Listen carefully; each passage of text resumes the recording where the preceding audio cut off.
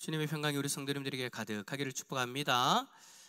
오늘은 총회 구역공과 39번째 시간 예수 그리스도를 믿음으로 라는 제목으로 하나님 말씀 함께 보시겠습니다. 오늘 본문의 말씀은 여러분들이 잘 아는 사람이 나옵니다. 니고데모. 니고데모를 왜 잘 아느냐? 우리가 니고데모 하면 거듭남이라는 어떤 그런 정의가 연결되어지는 그런 사람이죠. 자, 니고데모가 예수님을 찾아와서 나눈 내용, 대화의 내용을 기록하고 있는 것이 오늘 본문의 내용인데, 여러분 그런데 니고데모가 예수님을 찾아온 이 시간이 일반적이지는 않습니다. 일반적으로는 낮에 찾아와야 되는 거잖아요, 그죠? 그런데 사람들의 시선을 피해서 밤에, 2절에 보니까 밤에 예수님을 찾아왔다라고 그렇게 하죠. 왜 굳이 밤에 예수님을 찾아왔는가? 아마 여러분들이 다 그 이유에 대해서 한 번씩은 다 들어보셨을 건데, 간단하게 본다면 니고데모가 어떤 사람인가를 알면 밤에 찾아온 그 이유를 알 수 있죠. 니고데모는 여러분 오늘 성경에 기록된 것처럼 바리새인입니다. 바리새인이면서 유대인의 지도자다, 즉 산헤드린 공의회의 회원이다라는 것을 우리는 알 수 있죠. 그러니까 유대 사회에서는 제법 인지도가 있고 좀 상류층의 사람이다라는 것을 우리가 알 수 있는 거예요. 그런 그가 예수님에게 찾아와서 예수님에게 뭐라고 부르느냐? 선생님이라고 부르는 거예요. 선생님이라고 부르면서 무엇인가를 물어보려고 하는 그런 어떤 상황인 거죠. 어찌 보면 이 니고데모의 입장에서는 세상적인 기준으로 봤을 땐 좀 자존심이 상하는 그런 일인 거예요. 무슨 말이냐면, 여러분 예수님의 출생을 한번 생각해 보십시오. 예수님이 어떤 분입니까? 누구의 아들입니까? 목수의 아들입니다. 아버지가 아들이면 당시에는 그 아들의 아버지의 그 가업을 그대로 물려받아서 아들 또한 목수일 확률이 높죠. 그러니까 목수의 아들, 가정 형편이나 교육의 정도나 어느 것 하나 내세울 것 없는 분이 예수님이신 거예요. 그러니까 세상적인 어떤 기준으로 봤을 때는 뭔가 자랑할 것이 없는 분이 예수님이다라는 거죠. 그런 예수님에게 이렇게 대단한 니고데모가 찾아와서 선생님이라고 부른다. 그런데 이것을 누군가가 듣고 본다면 이게 여러분 보통 일이 아닌 거예요. 만약에 그때 당시에 신문이 있었다면 그 다음날 바로 일면에 대문짝만하게 나야 됩니다. 산헤드린 공의회의 회원인 바리새인 니고데모가 예수를 선생님이라고 불렀다. 여러분들이 보시기에는 별로 충격이 없는데 당시 유대인들에게는 여러분 아주 이게 여러분 큰 일인 거예요. 아주 획기적인 일인 거죠. 그래서 사람들의 시선을 피해서 저녁에 밤에 예수님에게 찾아왔고 예수님에게 대화를 걸어보는 거죠. 그는 이렇게 예수님에게 이야기합니다. 2절 말씀에 하나님이 함께 하시지 아니하시면 당신이 행하시는 이 표적을 아무도 할 수 없음이니이다. 그러니까 지금 니고데모는 예수님을 랍비라고 부르면서 일반적인 랍비들하고 당신은 다르다라는 것을 이야기하고 있는 거예요. 그는 예수님이 행하시는 그 표적을 보니까 예수님이 하나님께로부터 오신 선생님 같다라고 그렇게 말하는 거죠. 여러분 예수님께서 행하신 표적이다라고 이야기를 하면 뭘 이야기할 수 있을까요? 요한복음에 기록되어진 말씀이니까 요한복음에 기록되어져 있는, 그러니까 3장 앞부분에 나오는 표적들은 제일 먼저는 가나안 혼례잔치, 그러니까 물을 포도주로 만든 그 일이 있죠.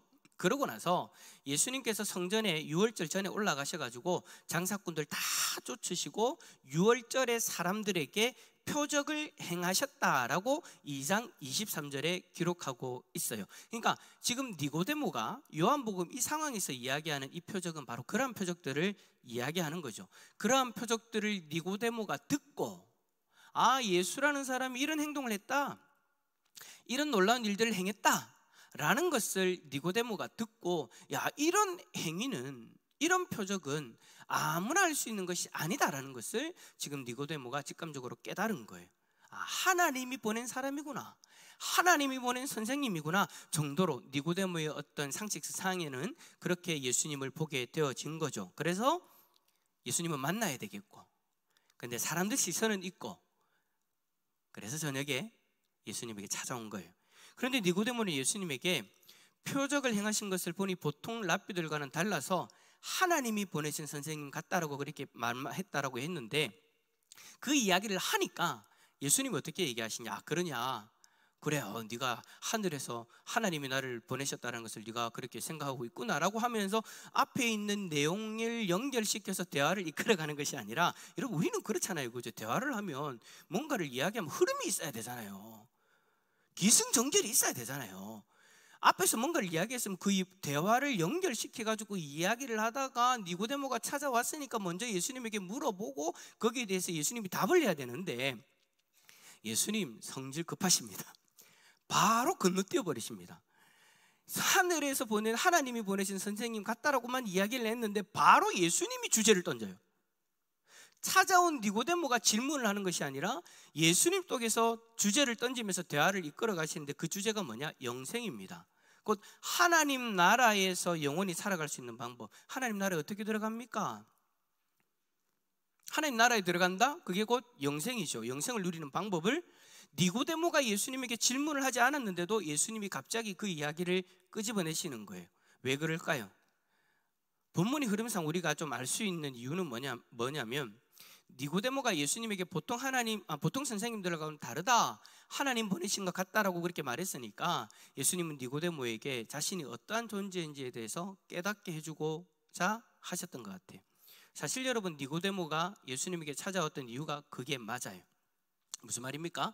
예수님이 먼저 질문 꺼내신 그 내용, 예수님이 먼저 던진 그 주제가 사실은 니고데모가 예수님에게 묻고자 했던 그런 내용인 거죠. 그런데 여러분, 당시에는요, 우리가 성경을 쭉 복음서를 우리가 쭉 읽어보면 예수님에게 찾아와서 예수님에게 뭔가를 질문을 하는 사람들이 대부분의 질문이 요거였습니다.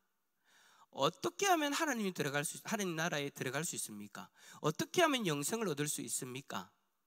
라는 질문들을 예수님에게 찾아온 사람들이 계속해서 던지잖아요. 어떻게 영생을 얻을 수 있습니까? 그 말은 곧 어떻게 하나님 나라에 들어갈 수 있습니까? 그러니까 일맥상통하는 그 이야기를 하는 거죠. 니고데모도 마찬가지였다라는 거예요. 당시에 이런 어떤 정황들을 볼 때에 당시 사람들은 동일한 어떤 이런 주제를 가지고 고민을 하고 있었다는 것을 우리는 알 수 있죠. 니고데모도 마찬가지였다라는 거예요. 예수님은 그러한 니고데모의 궁금증을 니고데모가 말하기 전에 자신의 신적 능력으로 이미 아시고, 니고데모가 직접 말을 하기 전에 먼저 질문을 하심으로써 니고데모가 지금 하나님이 보내신 선생님이다 라는 정도가 아니라 내가 곧 하나님이시다라는 것을 그 니고데모에게 보여주고 계시는 거예요. 하나님 보내신 선생님 같아요 라고 그렇게 이야기를 했는데 갑자기 내가 물어볼 질문을 딱 던지시니 니고데모 입장에서는 깜짝 놀라는 거죠. 자, 그러면 예수님이 말씀하시는 하나님 나라에 들어가는 방법, 그 방법이 뭡니까? 바로 아까 앞에서 제가 얘기했던 니고데모는 어떤 단어와 연결되어진다고요? 거듭남. 이 거듭남에 대해서 예수님이 말씀하시죠. 3절에 보시면 여러분, 사람이 거듭나지 아니하면 하나님 나라에 들어갈 수 없느니라 라고 그렇게 예수님은 말씀을 하세요. 거듭난 사람이 하나님 나라에 들어갈 수 있게 되어지고 그곳에서 영생을 얻게 되어진다라고 그렇게 말씀하는 거죠. 자, 그런데 문제는요, 이 거듭남이라는 단어의 뜻. 자, 거듭남이라는 단어의 뜻은 뭡니까? 물어보는 거예요. 거듭남이라는 단어의 뜻이 뭐예요? 다시 태어난다라는 거잖아요. 근데 좀 더 정확하게 이야기를 하면 그냥 단순하게 다시 태어나는 것을 이야기하는 거 아니에요. 위로부터 다시 태어남이에요. 그러니까 하나님으로부터 다시 태어난다. 그러니까 우리가 여러분, 이 땅에 제일 처음에 태어났을 때도, 어머니의 태 속에서 태어날 때도 하나님으로부터 보냄받았다라는 그런 신앙을 우리가 지금은 가지고 있잖아요, 그죠? 유대인들도 이게 완전히 기본이죠. 하나님으로부터 보내어져서 이 땅에 태어났다는 것을 믿고 있는 것이 유대인들이잖아요. 그러니까 위로부터 다시 태어났다. 그래서 여러분, 니고데모가 예수님께 그렇게 질문하는 거예요. 사람이 어떻게 다시 태어날 수 있습니까? 다시 태어난다, 위로부터 다시 태어난다는 것은 다시 그러면 우리가 어머니의 태 속에 들어가서 다시 나와야 된다는 게 다시 나와야 된다는 건데, 이게 어떻게 말이 됩니까? 라고 물어보는 거죠. 본인 스스로도 이게 말이 안 되는 거예요. 얼마나 여러분 어이없는 말입니까? 우리야 지금 이 거듭남이란 단어에 대해서 하도 많이 들었고 설교를 들었기 때문에 거듭남이라고 이야기하면 이런 거지 라고 우리 안에 정리가 되어져 있지만, 니고데모 입장에서는 여러분 이게 아주 큰 충격인 거예요. 그래서 다시 태어난다라고 하면 그거 하나밖에 생각 안 나는 거예요. 우리는 다시 태어난다고 하면 뭐라고 이야기합니까? 엄마야, 내가 그렇게 수없이 얘기했는데 우리는 지금 다시 태어난다라고 이야기하면 뭡니까? 하나님 백성으로 다시 태어나는 것을 이야기하는 거잖아요. 그지요? 근데 니고데모 입장에서는 그런 지식이 없단 말이에요. 그러니까 그런 상황에서 다시 태어나야 하나님 나라에 들어갈 수 있다라고 이야기를 하니, 이게 여러분 니고데모가 생각할 수 있는 것은 어이없는 방법인 거죠. 아, 그러면 우리가 다시 어머니의 뱃속으로 들어갔다가 다시 나야 됩니까? 라고 하는 그런 어이없는 그런 대답을 하게 되는 거예요. 자, 그래서 예수님이 이 부분에 대해서 아주 상세하게 이제 설명을 해주시죠. 위로부터 다시 태어난다는 이 말이 어떤 의미를 가지고 있는가? 1번 문제, 예수님께서는 무엇으로 거듭나야 하나님 나라에 들어갈 수 들어간다고 하셨습니까? 자, 3장 5절 한번 읽어볼까요? 시작. 예수께서 대답하시되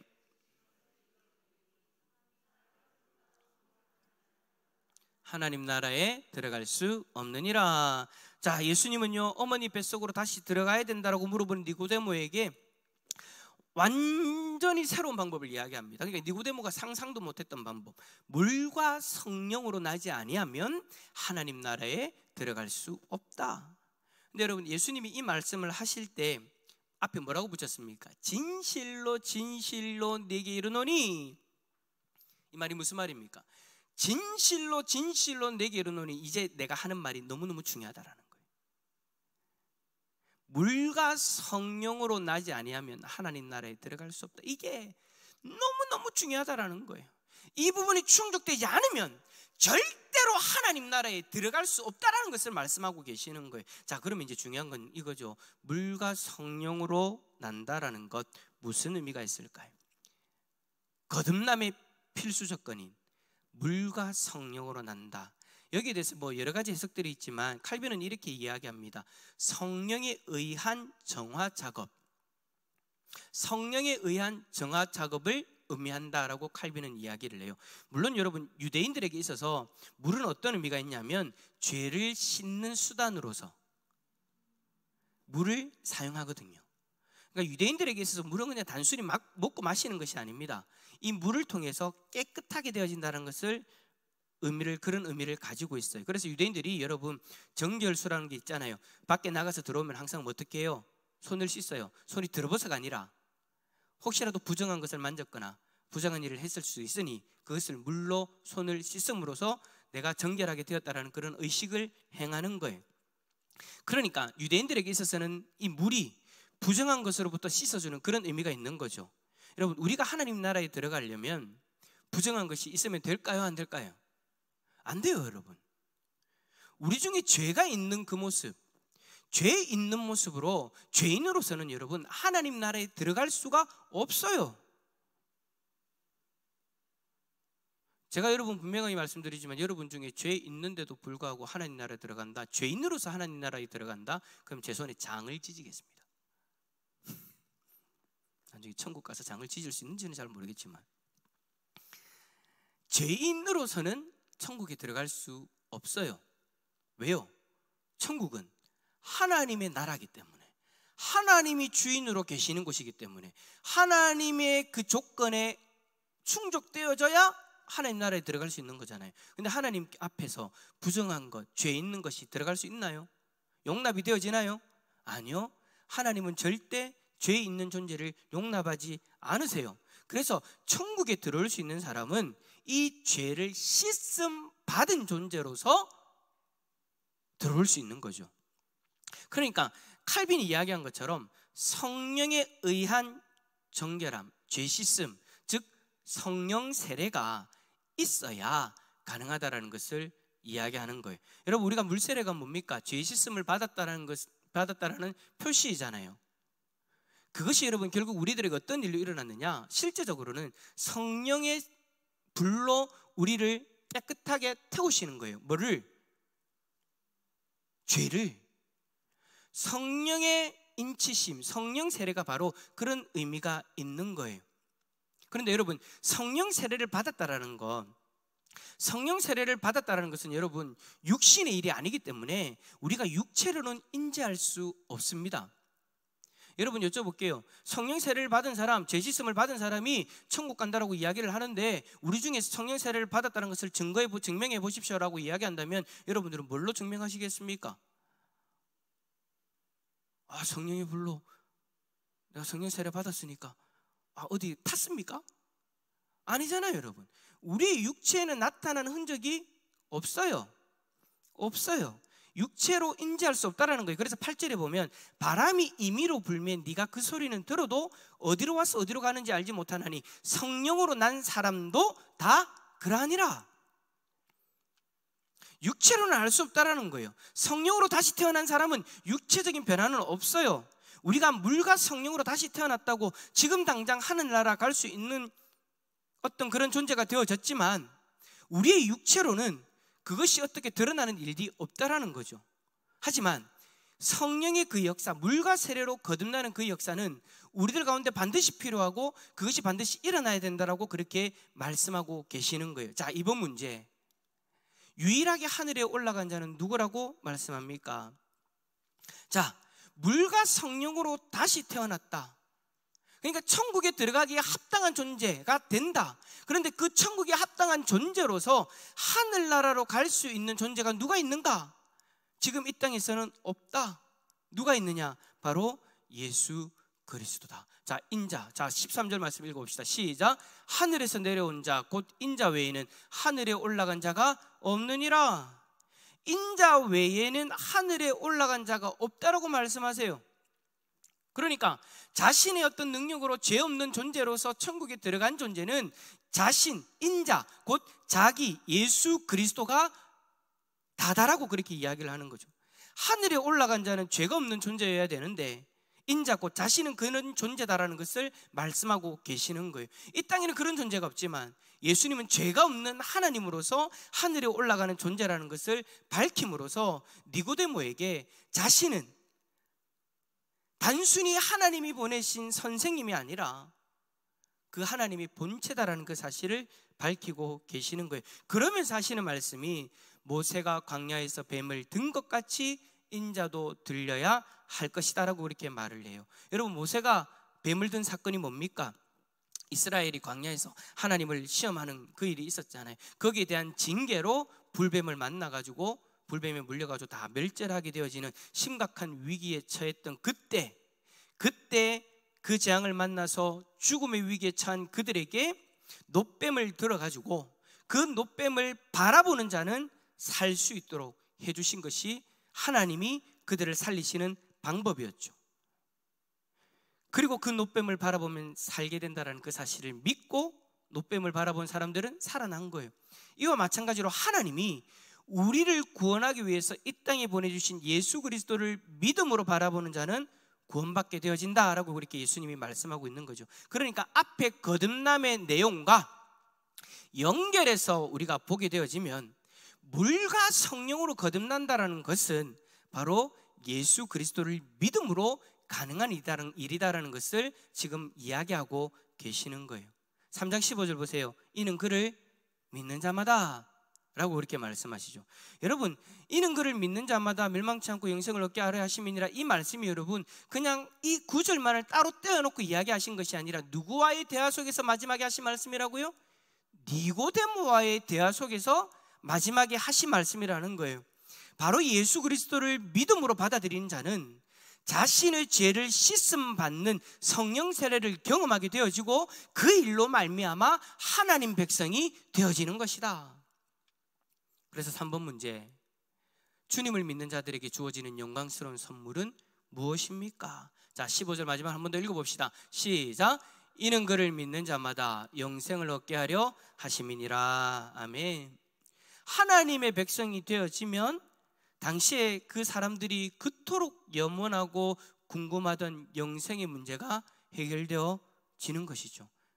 그래요, 여러분, 오늘 이 본문의 내용을 보면 어찌 보면 우리에게 너무나도 익숙한 내용이에요. 그래서 거듭남에 대해서 이야기를 하면 내가 아는 내용, 그런 내용이지 라고 그렇게 우리가 생각하고 어찌 보면 좀 집중할 수 없는, 알고 있는 내용이니까 항상 들어왔던 설교니까. 그래서 우리가 좀 마음을 더 집중할 수 없는 그런 어떤 상황일 수도 있어요. 그러나 여러분, 니고데모와 예수님과의 대화를 통해서 우리가 얻을 수 있는 유익이 뭐냐?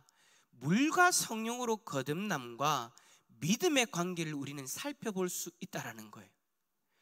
거듭남에만 여러분 집중할 것이 아니라 예수님이 마지막으로 결론 지어졌던 그 믿음으로까지 우리는 연결해서 바라볼 수 있는 통찰력이 우리 안에 있어야 된다라는 거죠.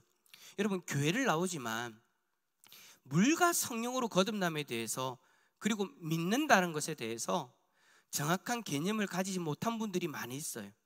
그리고 이것들이 서로 어떤 관계가 있는가에 대해서 정리가 안 된 분들이 여러분 제법 많이 계시더라고요. 물론 우리 안에는 여러분들은 다 그런 부분들에 대해서 이제 다 정리가 되어 계시겠지만, 혹시라도 우리 중에 이 부분에 대한 정리가 필요했던 분들이 계신다면 오늘 이 내용을 여러분 잘 기억하시길 바랍니다. 하나님 나라는 여러분 아무나 갈 수 없습니다. 거듭난 사람이 갈 수 있는데, 이 거듭남은 예수 그리스도를 믿음으로 성령 세례를 받고 죄 씻음 받아서 하나님 백성으로 다시 태어나는 일을 말하는 것입니다.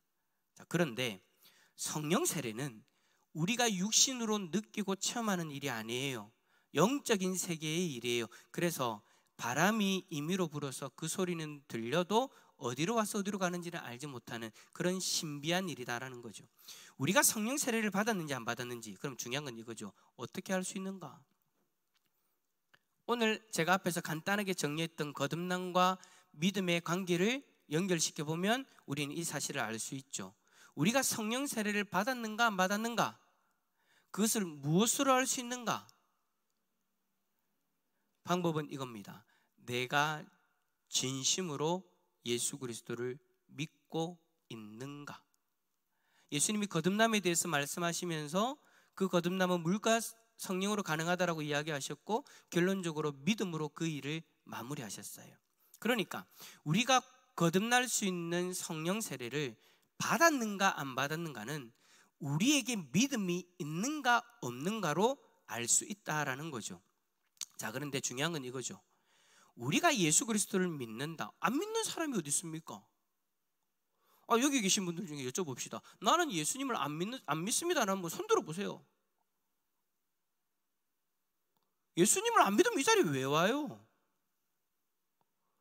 어느 전도사님 학교 친구분들, 어느 전도사님 오늘 안 오면 때려 팬다고 해갖고 온 거예요? 아니잖아요. 학교에서 다음부터 안 본다 해갖고 온 건 아니잖아요. 그죠? 우리에게 예수 그리스도를 향한 믿음이 있고 그 믿음으로 하나님 앞에 예배를 드리고자 우리가 이 자리로 자원해서 나온 거잖아요. 임장로님, 제가 수요일날 장로님들 안 오시면 장로직분 때려치우십시오 라고 얘기한 적이 있습니까? 아니잖아요. 우리의 마음에 자원하는 마음으로 예배를 드리고자 박경인 집사님 오랜만입니다. 우리가 예배를 드리고자 하는 자원하는 마음이 있기 때문에 이 자리로 나온 거잖아요. 제가 여러분 한 사람한테 한 사람 전화해가지고 믿음 있으면 예배를 드려야죠 하면서 막 나오고 그런 거 아니잖아요. 여러분, 저는 단지 수요일날 오전에 새벽에 권사님들 집사님들이랑 기도한 것밖에 없습니다. 수요일날 우리 성도님들 많이 나오게 해주세요. 자원하는 마음으로 예배를 드리기 위해서 이 자리에 왔잖아요. 믿음이 다 있단 말이에요. 근데 여러분, 우리에게 믿음이 있으면 그냥 여러분 단순히 그냥 입술로 하는 그런 믿음으로 우리가 거듭나고 그 거듭남의 역사로 말미암아 하나님 백성이 되는 겁니까? 단순히 그냥 입술로 예수 그리스도를 믿는다라고 이야기만 하면 성령 세례가 나의 영혼 가운데 일어나고 육체적으로는 어떤 알 수 없으니까 나는 성령 세례를 받았다라고 그냥 그렇게 생각하고 살아가면 되는 겁니까? 아니죠. 여러분, 예수 그리스도를 믿는다는 것은 그냥 단순히 그냥 나 믿을게요 라는 식의 믿음이 아닙니다. 그런 형식적인 믿음이 아니라는 거예요. 앞뒤 안 가리고 그냥 예수 믿으면 구원받는다고 하니까 그럼 나 예수 믿을게요 라는 그런 의미가 아니라는 거예요. 우리가 거듭남의 믿음, 성령 세례를 받은 그 믿음이라는 것은 여러분 예수 그리스도가 내 인생의 주인으로서 간섭하여 들어오시는 것을 이야기하는 거예요. 내가 예수 그리스도를 믿음으로 말미암아 영접하는 자 곧 그 이름을 믿는 자들이라고 이야기했잖아요. 내가 예수 그리스도를 믿는다는 것은 예수님이 나에게 오신 것을 이야기하는 거예요. 내 속에 오시는데 어떻게 오시느냐? 저 내 마음의 한 편에 방 하나 비워가지고 거기서 그냥 좀 계세요 라고 하는 그런 정도가 아니죠. 내 인생의 주인으로 들어오시는 거예요. 내 인생의 구원자로서 내 인생을 다스릴 분으로 예수 그리스도를 나의 삶에 모시는 것을 내가 예수 그리스도를 믿는다라고 그렇게 고백하는 거죠. 그러니까 예수 그리스도를 믿는다는 그 고백과 동시에 내 삶의 주권자가 내가 아니라 예수가 되어지는 거예요. 믿음이 있다면, 믿음을 고백한다면 그 사람의 삶은 지금까지의 삶과는 완전히 다른 거죠. 왜? 지금까지는 내 하고 싶은 대로 살았으니까, 내가 원하는 대로 살아왔으니까, 그랬던 삶을 살았던 인생이 이제 내 인생의 주인으로 예수 그리스도를 모셨으니 나의 중심에 예수가 떡하니 자리를 잡으셔서 이제는 내 마음대로 사는 인생이 안 된다라는 거예요. 믿음으로 고백하면서부터 내가 중심이 아니라 예수가 내 중심의 주인으로 자리를 잡고 계시는 거예요. 그래서 여러분, 어떤 변화가 일어납니까? 내 생각과 내 말과 내 행동에 변화가 일어납니다. 왜요? 예수님이 이제 중앙에 딱 오셨으니, 내 삶의 중심에 딱 자리를 잡으셨으니 이제부터 누구를 의식하게 되어지는 거예요? 예수 그리스도를 의식해야 되는 거예요. 의식할 수밖에 없어요. 이제는 내 마음대로 하면 내가 주인이었으니까. 근데 그 내 마음의 중심에 예수 그리스도가 떡하니 앉아 계시는데 어떻게 예수 그리스도를 인식 안 할 수가 있겠습니까? 그래서 어느 순간부터 내 안의 중심에 계시는 예수 그리스도가 기뻐하시는 일을 하기 시작하는 거예요. 기뻐하지 않는 일을 하게 되어지면 죄책감이 드는 거예요. 내 안에 계시는 예수님이 가만히 안 계시죠? 계속 찔러요. 야, 너 그거 아니잖아. 그래 살면 안 되잖아. 그런 말을 하면 안 되잖아. 그런 생각을 하면 안 되잖아. 지금 내가 네 안에 있는데 어떻게 네 마음대로 사니? 여러분, 예수님을 믿는다는 것은 여러분, 그러한 일이 우리들 가운데 일어난 거예요. 그게 진짜 예수님을 믿는다라는 그 믿음의 고백을 하는 사람의 삶인 거죠. 우리가 예수 그리스도를 믿어서 물과 성령으로 거듭나야 천국 갈 수 있는 겁니다. 이 일은 절대 여러분 떨어질래야 떨어질 수가 없는 거예요. 그래서 여러분, 진실로 너희에게 이르노니 물과 성령으로 거듭나지 않으면 안 된다라고 이야기하셨고, 마지막에 믿음으로 영생을 얻는다라고 말씀하시면서 이 두 가지는 연결되어진다는 것을 예수님이 말씀하고 계시는 거예요. 중요한 건 이거죠. 내가 거듭났는가? 성령의 인치심을 받았는가? 성령 세례를 받았는가? 그것이 증명되어지려면 결국은 믿음이라는 것, 그 믿음이라는 것이 내 삶 가운데 어떻게 드러나고 있는가? 진짜 믿음인가? 가짜 믿음인가? 예수님이 나의 삶의 중심의 주인으로 앉아 계시는 진짜 믿음인가? 아니면 그냥 형식적인,